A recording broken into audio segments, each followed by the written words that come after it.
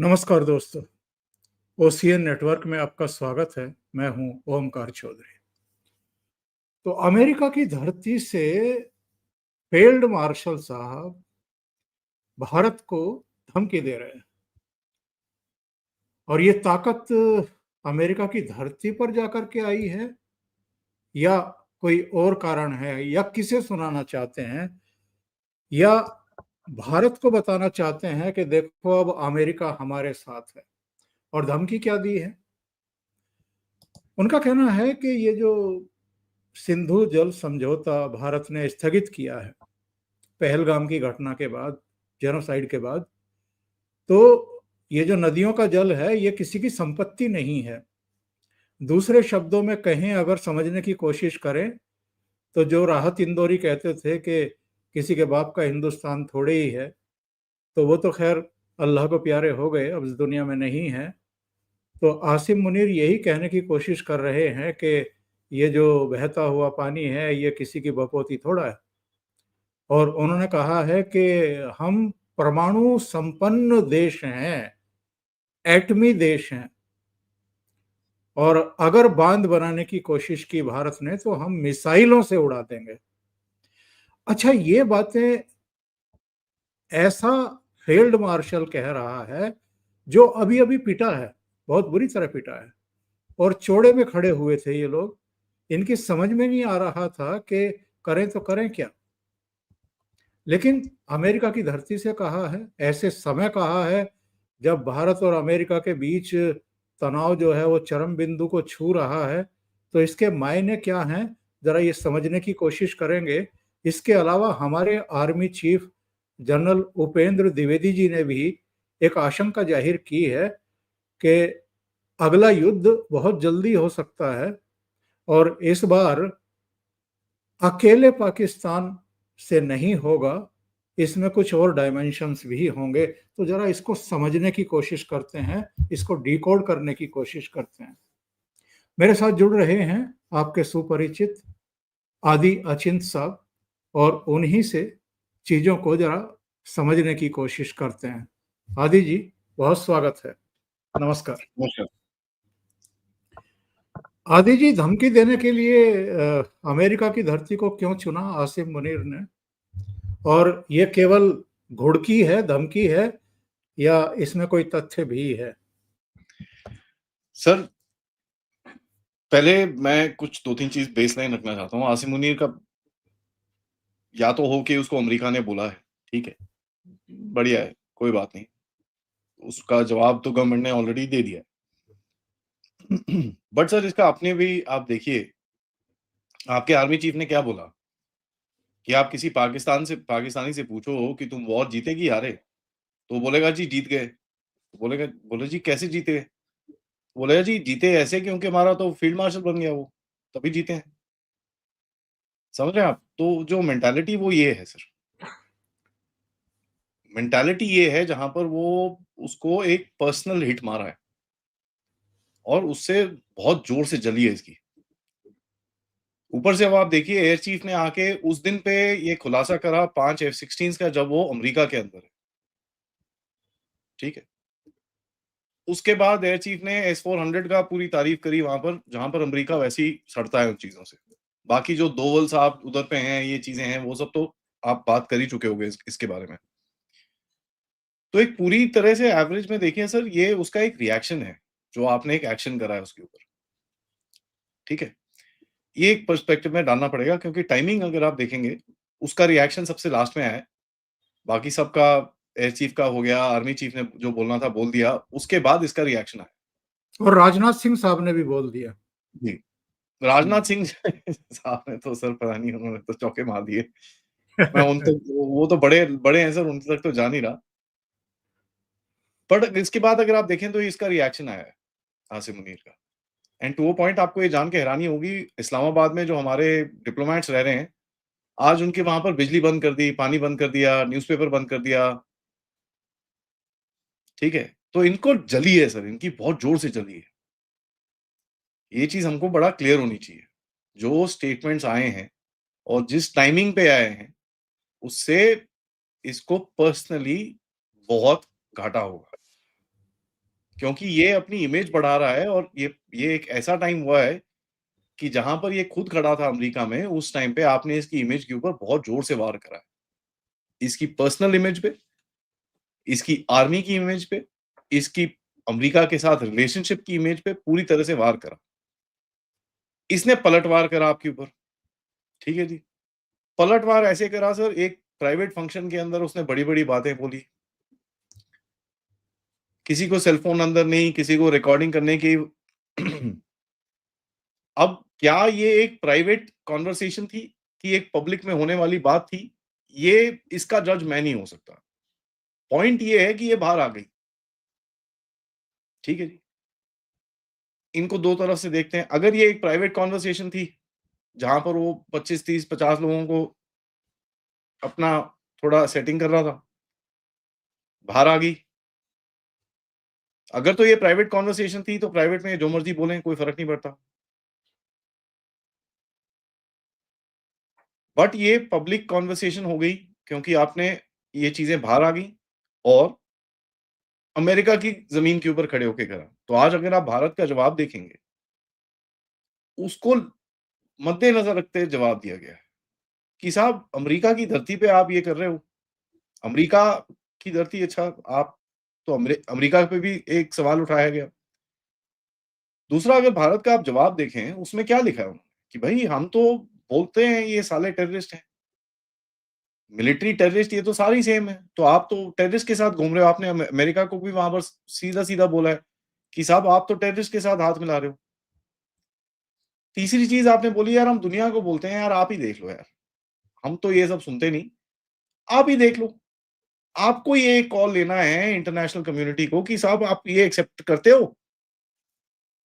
इस तरह की बातें, हमको कोई फ़र्क नहीं पड़ता क्योंकि हम कोई न्यूक्लियर ब्लैकमेल में ना हम सुनते हैं, ना हम आएँगे। वो भी बड़ा क्लियर कर बिल्कुल। दिया कि भाई तू जितनी गीज़र धमकियाँ दे दे, हमको कोई धेले का फ़र्क नहीं पड़ता।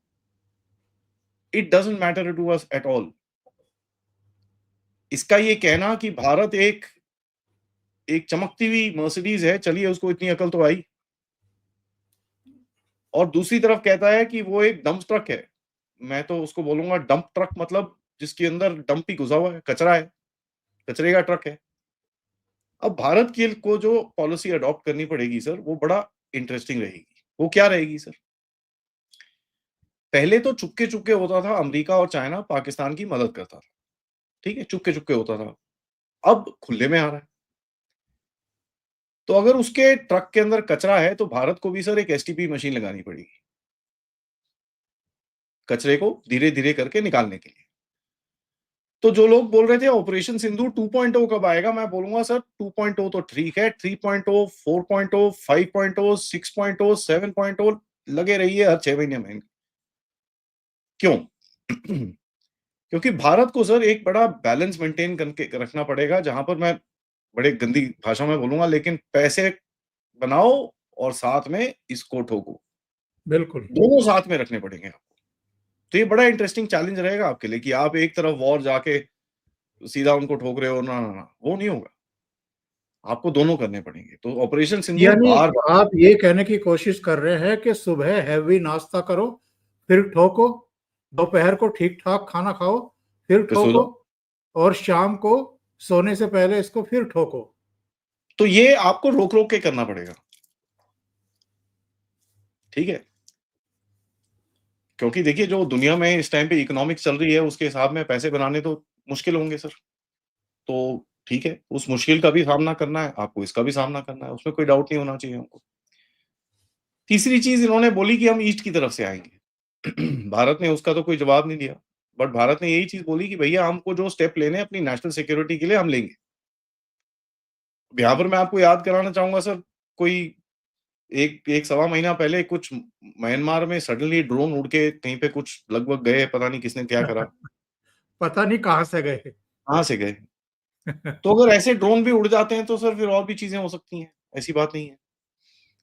और देखिए सर, आजकल इस तरह की वॉर को लड़ना इतना महँगा नहीं है कि आपको ज़मीन पे ये वो जिस तरह की वॉर आपने लड़ी है, जिस तरह का डिस्प्ले आपने करा है, ये इतना एक्सपेंसिव नहीं है। ये मतलब हाथ गंदे बोलते हैं ना हाथ नहीं गंदे करने, लंबे डंडे से मारोगे इसको आप। तो ठीक है सर, अगर सिचुएशन इस जगह पे लेके जा रही है, ये तो बड़ी खुशी की बात है हमारे लिए। उसमें और कोई अभी डाउट तो हमारे को होना नहीं चाहिए। आदि जी अभी तो ऐसे बहुत सारे देश हैं जहां ज्वालामुखी फटते रहते हैं। तो किसी दिन रात के समय या सुबह के समय इनको पता लगेगा कि हमारे यहाँ भी ज्वालामुखी फट गए हैं, तो शायद इनको तब तसल्ली हो। सर ये तसल्ली तो देखिए अभी क्या है, अमेरिका, इन लोगों का भी इंटरेस्ट है, तो अमेरिका साहब यहाँ पर थोड़ा-सा इनको रखेंगे कि भई नहीं, नहीं, नहीं यार, इसको बचाओ, इसको ये करो, उसको पैसे दे दो, उसको यूँ कर दो। तभी बार-बार वो आ रहा है आसिम मुनीर वहाँ पर। तो ये तो चलेगा सर, आपको भी मतलब देखिए 2 चीज़ को आपको इसको थोड़ा सेपरेटली देखना पड़ेगा। पहली चीज़ क्या है सर, ये जो सिचुएशन अभी पाकिस्तान की खड़ी हो रही है, पाकिस्तान अगर सोचता है कि वो एक बहुत बढ़िया जगह पे है और दुनिया में मतलब जियोपॉलिटिकली बहुत आगे हो गया है, ये है। देखिए सर, मंडियों की जो हीरा मंडी और ये सब चीज़ें हैं, उनकी एक औकात होती है और वही वहीं पर ही रहते हैं वो।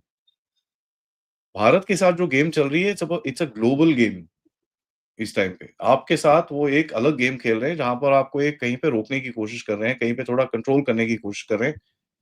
वो पाकिस्तान के लिए इतना कंट्रोल करने की ज़रूरत नहीं पड़ती। पाकिस्तान के लिए एक फ़ोन कॉल काफ़ी होता है, "बेटा इधर आ जा। अपनी पूरी फैमिली को लेके इधर आ जा 5 मिनट के अंदर। सामने खड़ा चाहिए मुझे।" वो जी साहब बोल के ज़मीन में गड्ढा खोद के दूसरी तरफ बाहर निकल के आएगा sir. They own Pakistan, they are trying to own us. हम हमारी हमारे को वो खरीदना चाहते हैं, हम बिक नहीं रहे। डिफरेंस ये है दोनों देशों के अंदर। और दूसरी चीज़ मैं बोलूँगा सर, ये एक ऐसा देश है, भारत, और बड़ी भारी बात करने वालों में, जो एक दूसरे देश को ये भुला सकता है कि वो एक देश है।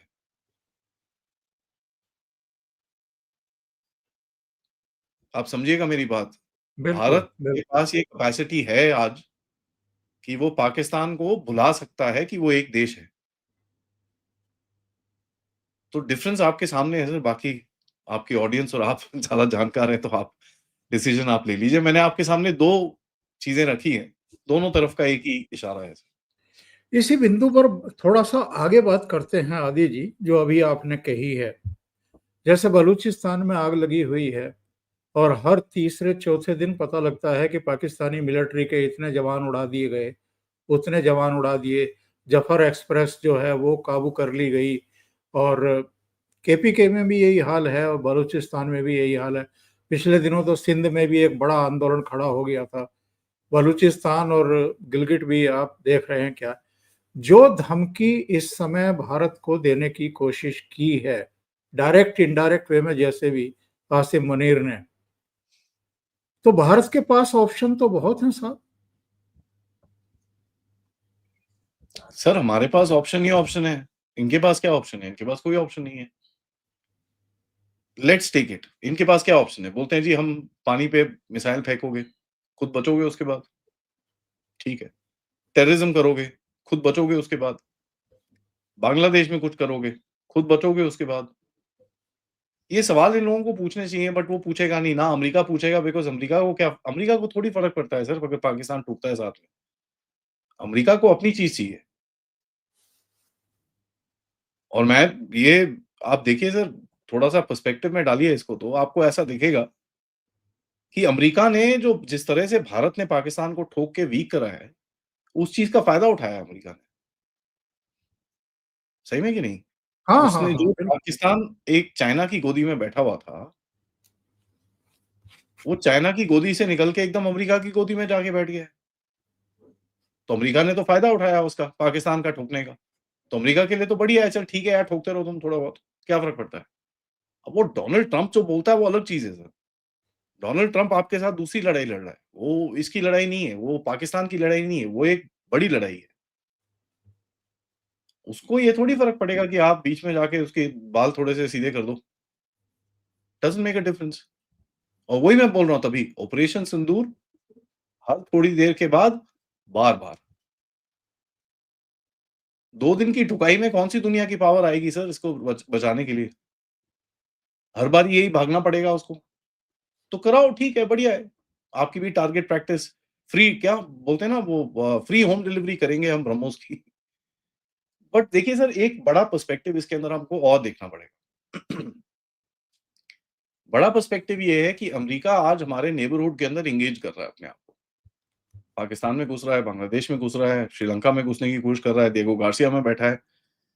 तो लॉन्ग टर्म में वो आपको भी एक जगह पे लाके रखने की कोशिश कर रहा है कि यार इसके आगे आप नहीं जाओगे।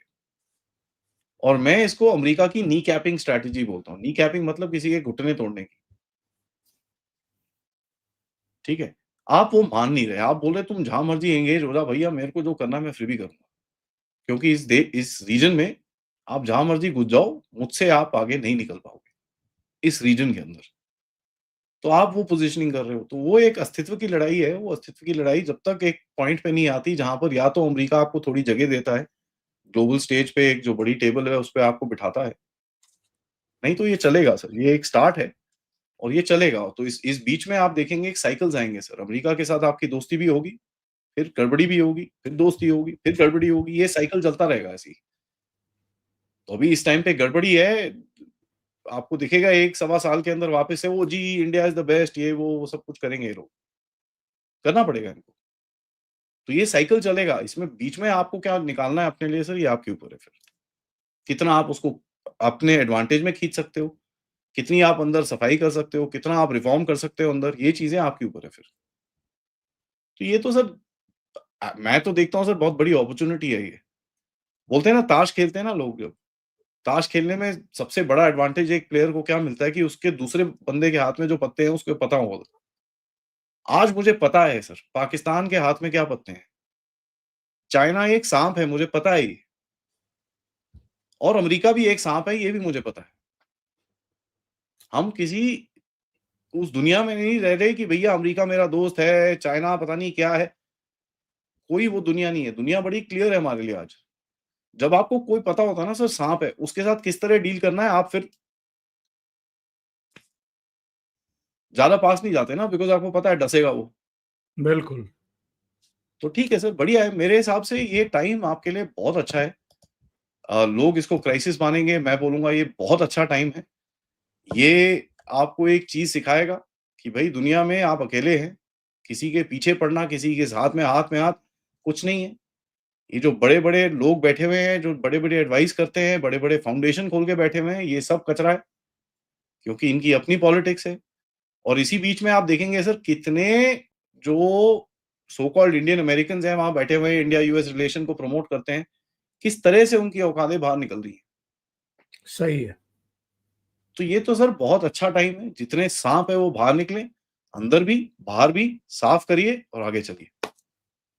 और Aadi ji, army chief general Upendra Dwivedi ने जो कहा कि अगला युद्ध बहुत दूर नहीं है, उन्होंने ये भी कहा है कि, और ये नसीहत के तौर पर भी शायद कहा है, क्योंकि जो हमारे तीनों सेनाओं के प्रमुख हैं या हमारे चीफ ऑफ आर्मी स्टाफ हैं, उनकी एक लैंग्वेज होती है, वो मर्यादित बोलते हैं। वो जो विपक्ष के नेताओं की तरह अमर्यादित नहीं है, नासमझ नहीं है। उन्होंने कहा है कि इस बार पूरे भारत को एकजुट होना होगा, एक साथ दिखाई देना होगा। उन्होंने जो महत्वपूर्ण बात कही है वो ये कही है कि केवल एक देश के साथ इस बार युद्ध नहीं होगा। उनका इशारा क्या है? क्योंकि जिन परिस्थितियों में इस समय जो जो सिचुएशन जिनकी तरफ आपने इशारा किया है, एक तो ये कि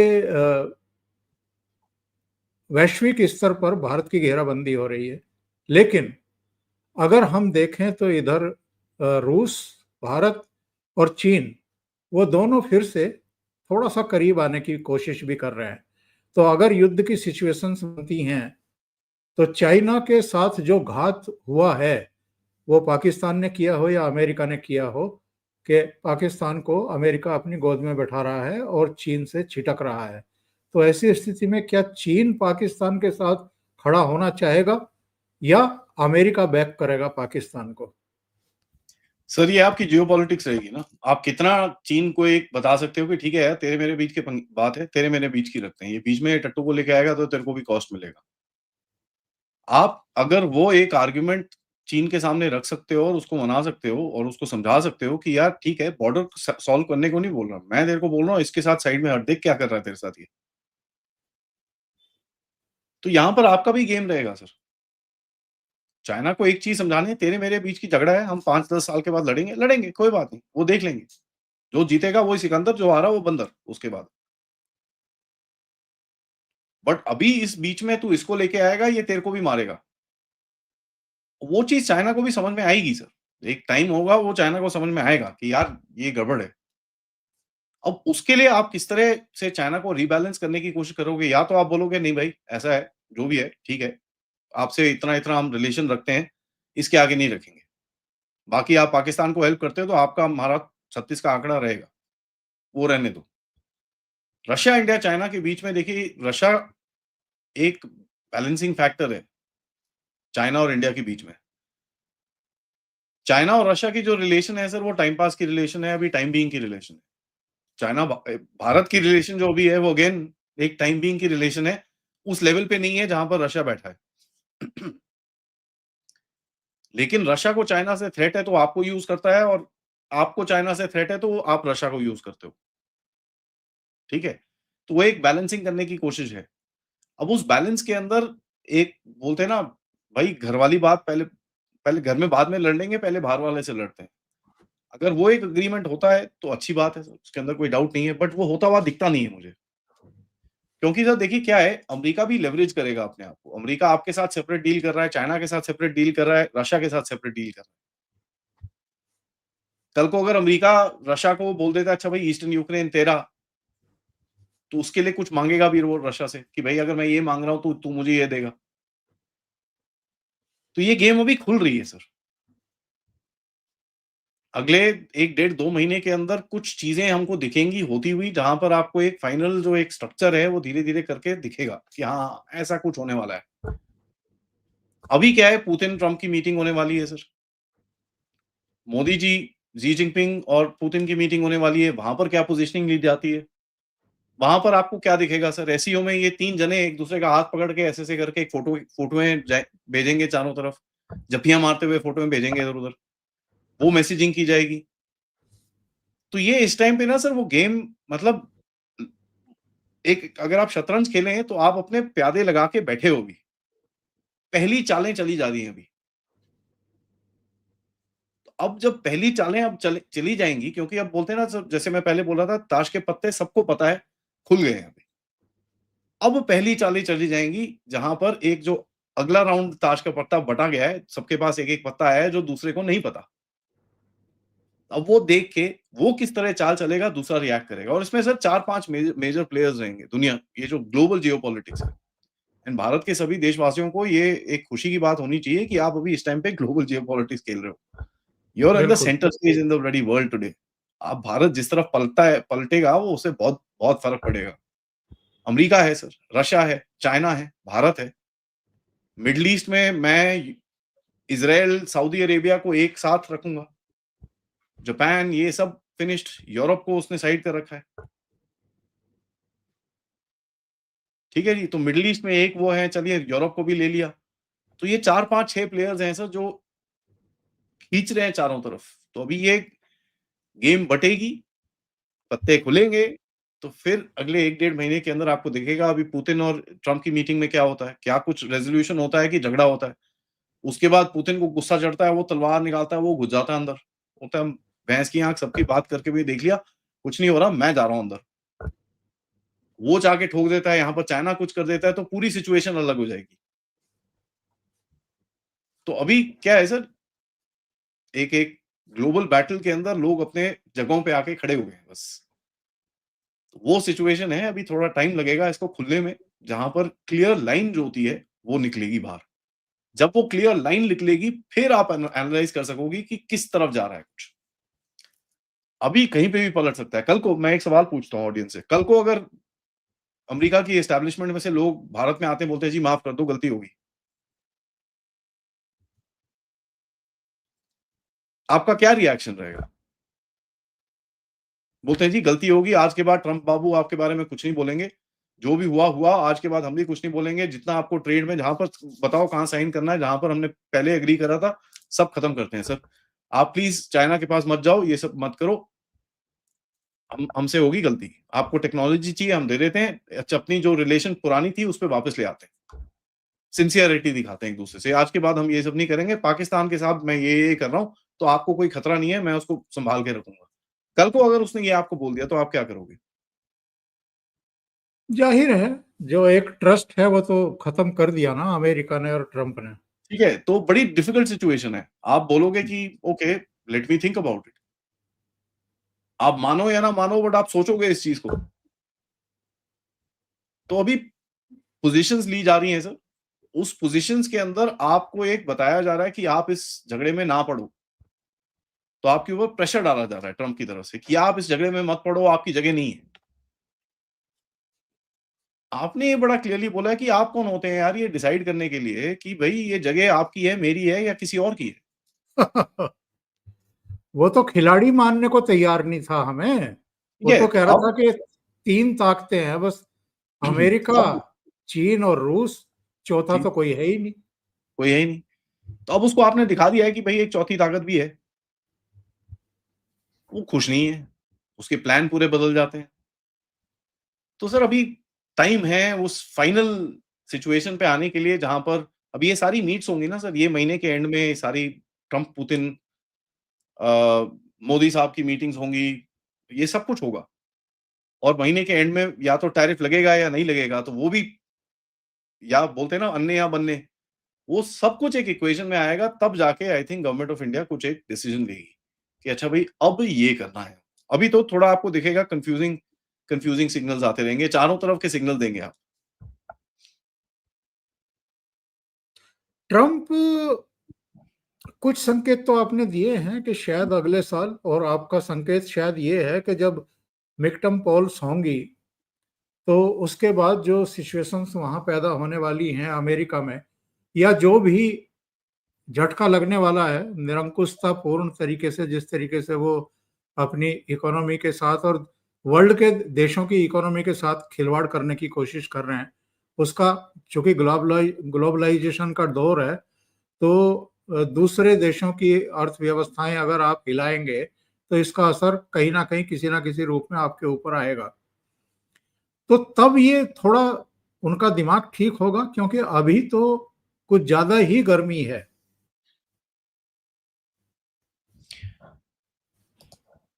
हो सकता है सर, देखिए दोनों तरफ जा सकता है सर।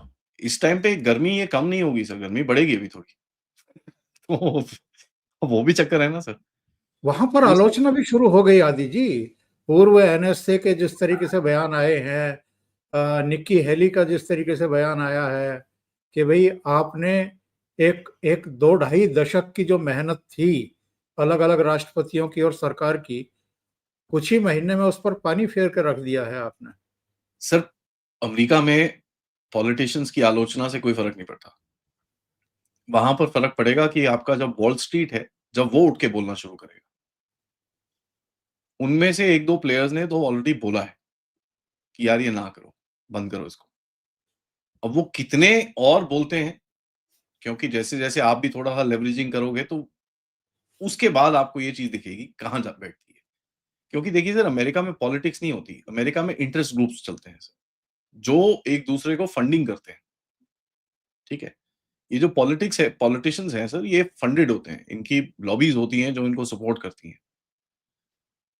अब वो लॉबीज के साथ आपके कैसे रिलेशंस हैं, आप उस लॉबीज में आपके कितने बिजनेस इंटरेस्ट हैं, तभी वहां पर आपके यूज में आते हैं अडानी जी, अंबानी जी और बाकी सारे जो आपके बिजनेसमैन हैं बड़े बड़े, वो तब यूज में आते हैं। तो इस टाइम पे वो लेवरेजिंग करी जा रही होगी सर। आप अपनी वैल्यू दिखा रहे होगे बड़े लोगों को कि साहब देखो, ठीक है आपको ये सब करना है करो, बट मेरी एक ग्रोइंग इकोनॉमी है, फास्टेस्ट रिटर्न्स आपको मेरे मेरे साथ ही आएंगे। अब वो कितने कन्विंस होते हैं, कितना क्या होते हैं सर, वो आगे जाके पता चलेगा। क्योंकि जैसे-जैसे वॉल स्ट्रीट की तरफ से आवाज़ें तो उठनी शुरू हो चुकी हैं। अगर ये आवाज़ बुलंद होती है तो आपको दिखेगा ट्रंप एकदम पीछे हट जाएगा। He will back of. Because पैसा वहीं पर है ना सर, बिना पैसे के तो कुछ नहीं होता अमेरिका में। सो पैसा का सोर्स की तरफ से पहले आवाज़ उठनी चाहिए। जो आपके पास यहाँ पर इंडस्ट्री है, आप उसको थोड़ा-सा लेवरेज कर सकते हो, उसको थोड़ा-सा दबा सकते हो, उसको थोड़ा-सा प्रेशर डाल सकते हो, काफ़ी कुछ कर सकते हो, काफ़ी स्टेप्स हैं आपके पास। अभी एंड नहीं है उस गेम की। तो उसके बाद आपको दिखेगा कि ये थोड़ा-सा शिफ्ट होगा। कहीं आपने बोइंग को फ़ोन कर दिया, "नहीं जी, पता है, वैसा नहीं चलेगा।" तो उसके बाद वो भागता हुआ जाएगा, "ओ भाई मेरा $50 बिलियन का ऑर्डर जा रहा है, क्या कर रहे हो? बंद करो ये काम।" तो ये चीज़ों को आपको धीरे-धीरे करके लेवरेज करना पड़ेगा बट काफ़ी शांति से। कोई फालतू में पब्लिक ड्रामा करने की ज़रूरत नहीं है। आप बैक एंड पे इसको लेवरेज करिए एंड आपको दिखेगा ये होता हुआ। ऑलरेडी आपको दिख रहा है गवर्नमेंट की तरफ से जिस तरह से स्टेटमेंट्स आ रहे हैं वो आपको बता रहा है कि वो एक टॉलरेंस लेवल पे नहीं है। तो अभी वो क्या करने की कोशिश कर रहे हैं गवर्नमेंट के स्टेप्स अगर आप देखें, घर के अंदर आपको जो एक्सपोर्टर्स को प्रोटेक्ट करना है, फार्मर्स को प्रोटेक्ट करना है, उसके लिए 2-3 स्कीम्स ऑलरेडी निकल गई हैं। एक एक बॉडी सेटअप करी गई है, एक्सपोर्टर्स की हेल्प करने के लिए, रीडायरेक्शन करने के लिए।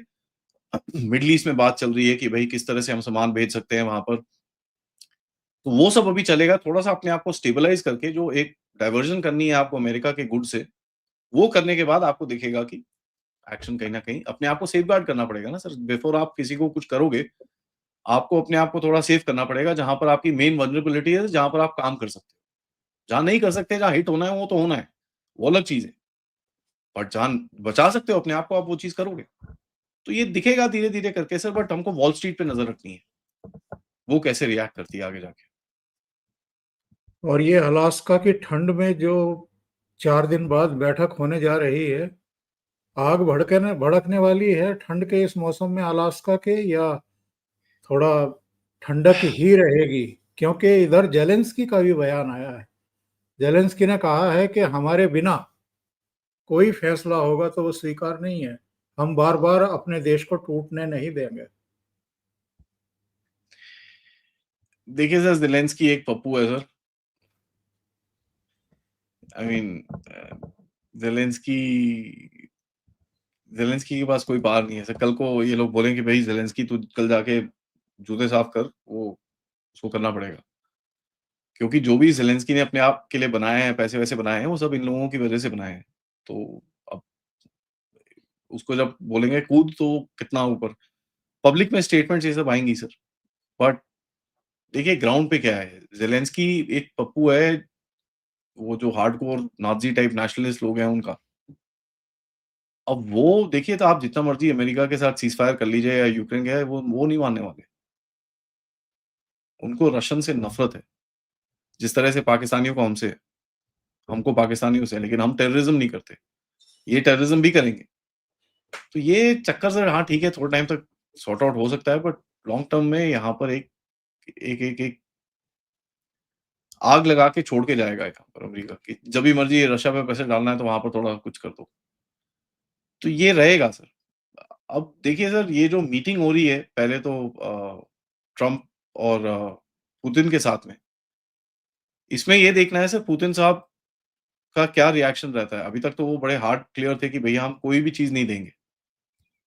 अगर वो उसी पे अड़ते हैं और उसी पे आगे जाते हैं तो फिर हाँ, ठीक है मीटिंग-वूटिंग होगी, हाँ जी, बहुत बढ़िया हम बात करेंगे आगे ये वो कर-कुरा के निकल जाएँगे वहाँ से। बट कुछ बड़ा निकलेगा नहीं एंड वो काफ़ी डेंजरस रहेगा, एक बड़ा एम्बैरेसमेंट रहेगी ट्रम्प के लिए, तो वो रिएक्ट करेगा उसके लिए। रिएक्ट करेगा तो फिर सैंक्शंस की बात करेगा, ये करेगा, वो करेगा, ऑल दैट विल हैपन। तभी मैं बोल रहा हूँ सर थोड़ा-सा अभी डिफरेंट है और इसके अंदर पुतिन साहब भी कंसल्ट करेंगे सबको। अभी मिलेंगे जैसे मोदी जी से मिलेंगे या मोदी जी से बात करी है उन्होंने थोड़े टाइम पहले। शी जिनपिंग से बात करी है, तो वो कंसल्ट करेंगे कि भाई मैं ये करने की कोशिश कर रहा हूँ, ये करूँगा मैं। तुम लोग क्या कहते हो? तो वहाँ से भी कुछ पॉइंट्स आएँगे कि भई अच्छा ठीक है, ये हो सकता है, वो हो सकता है, ये हो सकता है। इन-इन चीज़ों पे हमको थोड़ा करना पड़ेगा। फिर देखते हैं सर, वही एक पुतिन और इसकी मीटिंग है, उसके अंदर क्या निकलता है। अगर तो मतलब हाँ, हाँ, ही, हू करके निकल जाते हैं, कुछ होता नहीं है एंड में, तो फिर तो ऐसे ही चलता रहेगा और प्रेशर ये फालतू में बिल्ड होगा। क्योंकि देखिए सबसे बड़ी चीज़ है ट्रम्प एक ट्रम्प कार्ड लेके जाने वाला था रशिया के सामने ये बोल के कि देख तेरा तेल मैं बंद करा सकता हूँ। आपके साथ जो जियोपॉलिटिकल गेम है वो अलग है, बट आपको टारगेट करके उसको वो रशिया को तो एक मैसेज दे ही सकता है कि देख मैंने ये करा दिया तेरा, भारत से तेल बंद करवा दिया, कहने को। भारत ने कुछ नहीं करा है बंद। तो आप पे तो वैसे भी गुस्सा है क्योंकि आप उसकी बात नहीं सुनते, मोदी जी फ़ोन नहीं उठाते, मोदी जी को बोलता है आ जाओ लंच खा लो, मोदी जी जाते नहीं। तो तो वो भी चक्कर है, थोड़ा पर्सनल ईगो भी इश्यू हो गया है वहाँ पर। तो ये बड़ा अभी थोड़ा फ्लक्स में है एंड चारों तरफ हर कोई अपनी-अपनी एक्शंस ले रहा है जियोपॉलिटिकली अपने आप को सेफगार्ड करने के लिए और अपने दुश्मन को टाइट करने के लिए। तो वो अभी चलेगा ये थोड़ा-सा टाइम और जब तक एक क्रॉस पॉइंट पे नहीं आता। क्रॉस पॉइंट पे आएगा फिर थोड़ा हलचल होगी एंड फिर जाके आपको दिखेगा थोड़ा चीज़ें सेटल होनी शुरू होंगी सर। वो करीब 1 डेढ़ साल लगेगा अभी। लगता है आप लोग डोनाल्ड ट्रंप को शांति का नोबेल प्राइज लेने नहीं देंगे। सर पता चले मोदी जी को मिल गया तो बहुत ही परेशानी है दुनिया को। घर में जो रोना-धोना होता है वो तो अलग है। वो कपड़े फाड़ देगा, कपड़े फाड़ देगा। तो ये भी हो सकता है। आदि जी बहुत-बहुत धन्यवाद जुड़ने के लिए। Thank you so thank you sir. Much इतना समय निकालने के लिए। बहुत थैंक यू सो मच।